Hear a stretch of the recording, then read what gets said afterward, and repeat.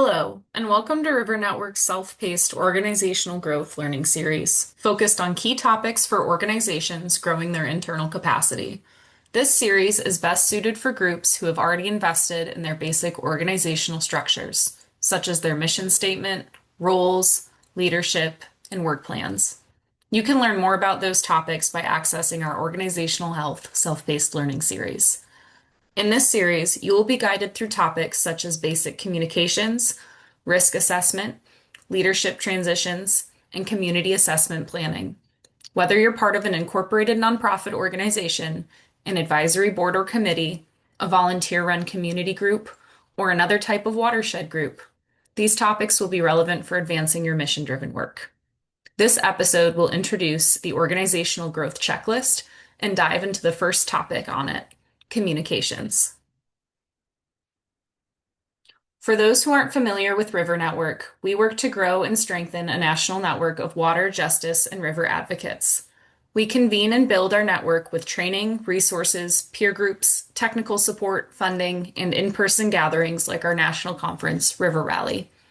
River Network envisions a powerful and inclusive movement that ensures abundant clean water for all people and nature to thrive. Our work includes 3 focus areas: climate resilient communities, healthy resilient rivers, and clean, safe, affordable drinking water. We work to build strong organizations and leaders across all of these focus areas, which is what brings us here today to talk about the key characteristics of a growing organization. At River Network, we know that we do our best work in partnership with others. This video training series is a collaboration with the Hudson River Watershed Alliance, an organization in New York State that is uniting and empowering communities to protect their shared waters. Funding for this series comes in part from the New York State Environmental Protection Fund through the Hudson River Estuary Program or the New York State Department of Environmental Conservation. We'll be using the Organizational Growth Checklist as a framework for this learning series. The checklist introduces various topics, suggests discussion prompts to start digging into each focus area, and provides follow-up resources to dive deeper.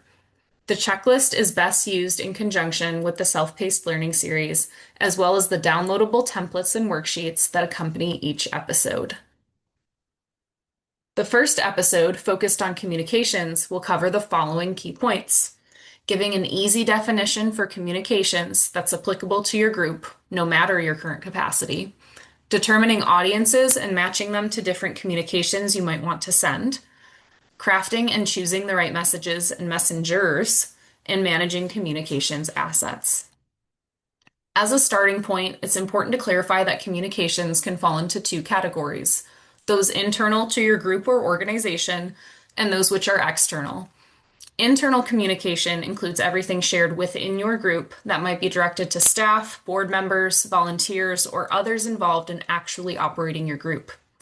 External communication is everything that is shared outside of your group, directed to those in the community, such as funders, decision makers, general membership, or anyone else who isn't involved in operating your group. This episode and the checklist are focused on external communications. However, some of the tools and templates we're going to share are easily applicable internally as well if you're looking for support there.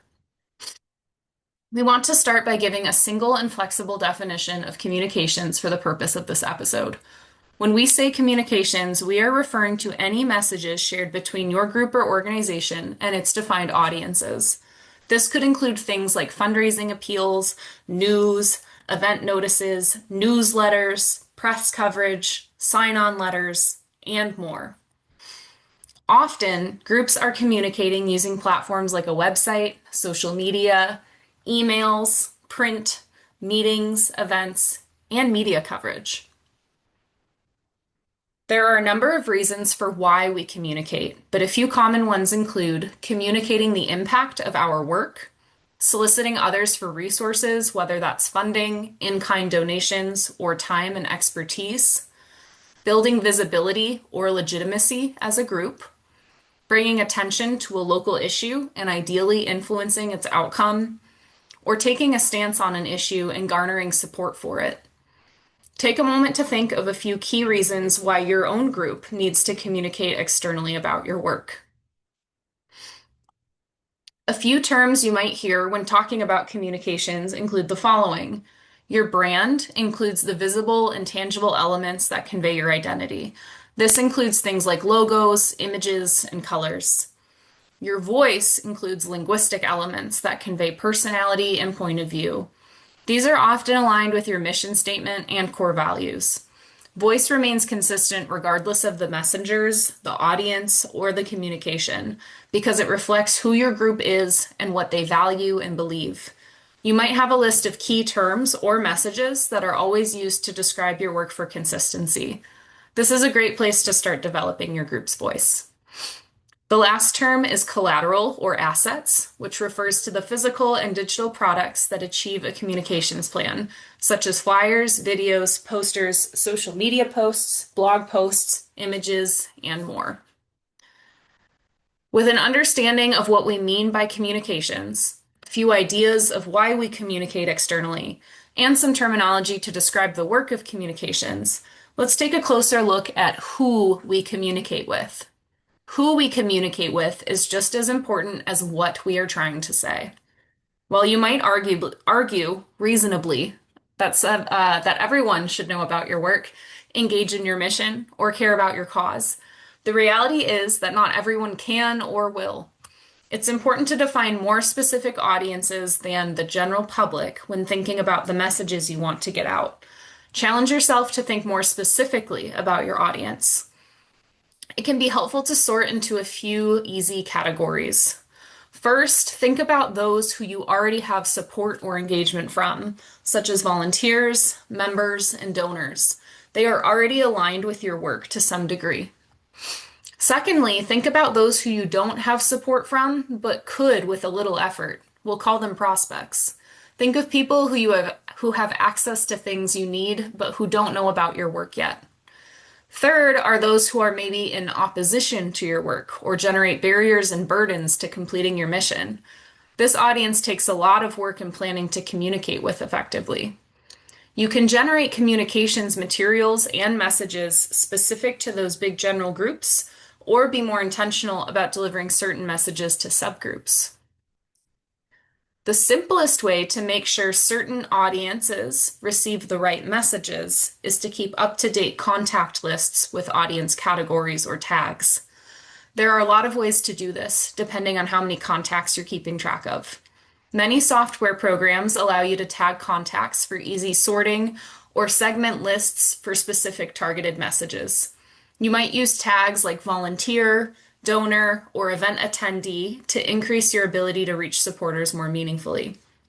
You can also do this with a basic spreadsheet if your contact list is not too large. Having a simple way for new supporters to sign up for communications is important for stewarding their engagement within your group. How easy is it for them to sign up for newsletters? Is your website simple, searchable, and user-friendly? Are your social media pages updated frequently enough to keep someone informed and involved? Are your community meetings advertised well? Many organizations use live events to expand their audiences and reach, collecting contacts through tabling or other community engagement opportunities. These contacts are often higher quality and more responsive because they've already interacted with you. There is also a lot of value in using one-on-one meetings with community leaders to connect with individuals or groups you may not otherwise have a chance to engage with. Local elected officials, municipal staff, community organizers, faith-based leaders, educators, and others can often make valuable recommendations about how to share your work with new audiences. Once you've gotten specific about your audiences, recruited some new folks, and decided on a way to engage them and organize them for easy outreach, you need to consider the actual messages they'll be receiving. First and foremost, all messages you send out to any audience should connect back to your mission statement. If a message isn't in support of your mission or values, reconsider if your group is the right carrier for it. There are three main kinds of messages your group might communicate. Informational messages contain news, updates, and happenings, things like reports, coverage on an event or issue, or educational material. Those all fall into this category. Solicitations include any communication that is asking the audience to do something. This includes all fundraising and in-kind donation asks, as well as invitations to participate in events, which is essentially asking for time. Calls to action, however, are messages that include something action-oriented. You may be asking your audience to call an official about an issue, attend a community meeting to give testimony, sign on to a letter or petition, or engage in other processes to influence an issue. We've got some examples of various messages that fall into the categories we just talked about. The first is the monthly newsletter from the Hudson River Watershed Alliance, which includes a feature on their annual Watershed conference. This communication is purely informational, showing what happened at the event and where to find more details and resources. The newsletter is sent out to subscribers who are already interested in the work of this organization and who are likely to click through provided links and engage with this material. The second example is a solicitation from River Network as part of a Giving Tuesday fundraising campaign. This communication is on social media and is clearly asking for a financial gift from those who have already liked our page and therefore have a bias toward wanting to support our work. This third example is a call to action from a regional coalition. This email is requesting that members of the coalition sign on to a joint letter and submit a comment as part of a federal agency rulemaking action. This email makes a very specific ask and is targeted to the coalition's existing membership, which should produce a high response rate. Feel free to pause the video to look at any of these examples in more depth. Matching the message you're communicating to the audience you're communicating with is definitely the first step. But a few other factors to consider are the messenger and the timing of the message. A few prompts to help you puzzle together this communications equation are: is the message timely, relevant, or responsive? Is the message accurate, clear, and aligned with your audience? Is the person or voice delivering that message relatable, trusted, familiar, or legitimate? If yes, it's time to communicate. However, if you're answering no to any of these questions, reevaluate what's not feeling right. Perhaps the message itself needs some more revision, or maybe it's not the right time to communicate it. Having a second reviewer in this process can be really helpful. When you've got a good message, the right messenger, the right audience, and the timing lines up perfectly, you still might need to run it by someone else. Many organizations struggle with the question, who makes the final call on that? And not just when it comes to communications. However, when we're talking about communications, it can be really helpful to have a basic approval process in place, even if your group is small. You might consider different protocols for different platforms. You probably don't need as much oversight for social media and email newsletters as you do for fundraising and media opportunities, for instance. We suggest starting by making a list of the types of communications that go out and completing a basic ranking of what needs the most approval down to the least, then assigning the individuals or teams involved in each process. Clearly state what does and what does not need approval to streamline communications work. If you're getting stuck, articulating the purpose of your different communication channels or platforms might illuminate how much review or approval is actually needed. There are many free templates of communications policies online, though many of them are fairly detailed. We recommend reviewing a few examples and pulling out the parts that feel most applicable to your group to make a customized plan if you feel like you need a more formal policy for your group.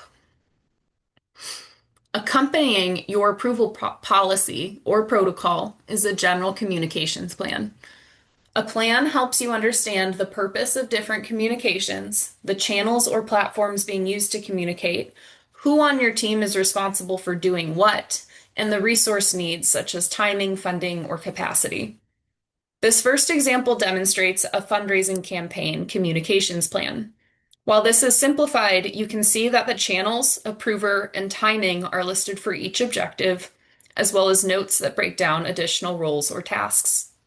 The plan is specific about when the campaign is utilizing different channels, which individuals or groups are involved in drafting, scheduling, and approving the actual messages and assets, and the timing is laid out with respect to previous objectives. Feel free to pause the video here and read over the slide to consider how your own group would map out steps for something like a fundraising campaign. The second example shows an education program plan with the same structure as the first. This basic planning framework could also incorporate a column that details expenses for funding allocated to different products, staff, etc. Again, feel free to pause the video to review this slide in detail and maybe jot down a few notes about which programs you have that would benefit from a more detailed communications plan. Plans of this nature help create shared expectations across your group, ensure that the important work of communicating doesn't slip through the cracks, and provides accountability when work is distributed across a team. They can be flexible and adaptive, being updated throughout a project, campaign, or program to reflect changing needs and priorities. These plans complement a general communications calendar very well, which maps out your high-level goals over a period of time, usually quarterly or annually. You'll get access to templates for communications plans and a calendar at the end of this video. The last topic we're going to cover is the importance of managing your assets. Ideally, your group will have a stock of on-hand assets, including logos and graphics that you're consistently using, boilerplate language that describes your general work, programs, or focus areas, an image library with photos of your work actually getting done, a general flyer or brochure that introduces people to your group, some kind of fundraising solicitation that helps people understand how to support you with funds or in-kind donations, a website or other online landing space, and contact lists with your defined audiences. These assets should be stored in a location that is accessible by everyone who needs them and that is easily transferred from other users and managers in case of a transition in your staff or volunteers. If these assets are in a shared location online, make it a regular procedure to check the permissions on various folders and documents. Many users will likely only need the ability to view or download assets, not actually manage or edit them. If there are users listed who no longer manage communications work, remove them to keep assets secure and to manage their approved use. Encourage anyone involved in generating communications collateral to back up blog posts, website copy, graphics, and other written materials in a shared location so others can reference them, use consistent messaging, and so you don't lose valuable work. As a recap, in this episode, we talked about the difference between internal and external communications, some basic definitions and terminology for this work, the right messages, messengers, and audiences, how approval processes and communication plans produce better work, and must-have assets, in addition to storing them responsibly. As this module closes out, you're encouraged to check out the following resources: the accompanying communications plan template, which incorporates approvals into the planning process, as well as the additional communications calendar template. River Network's Inclusive Communications Guide, which provides insights on how to make your communications accessible and inclusive of all users, and a series of recorded webinars from Chicago-based communications consultant Bold Bison, who often contracts with River Network to provide trainings. The next episode in this self-paced learning series will cover financial and legal infrastructure, with special attention to assessing and managing risk for your group. Reference the organizational growth checklist prior to watching for a simple introduction to the specific topics covered. Thank you for watching the first episode in the Organizational Growth Self-Learning series. To learn more and access additional free resources, visit rivernetwork.org.